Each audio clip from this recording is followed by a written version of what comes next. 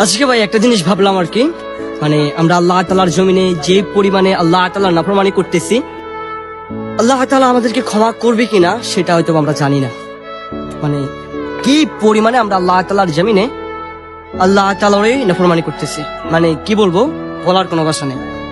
মানে যে আল্লাহ তাআলার জমিনে থাকি, যে আল্লাহ তাআলার রিজিক উপভোগ করি, যে আল্লাহ তাআলার আসমানের নিচে থাকি, সে আল্লাহরই নাফরমানি করি। মানে এই বিষয়টা ভাবতে আমার কেমন জানি কষ্ট লাগে। জানি না আল্লাহ তাআলা আমাদেরকে ক্ষমা করবেন কিনা।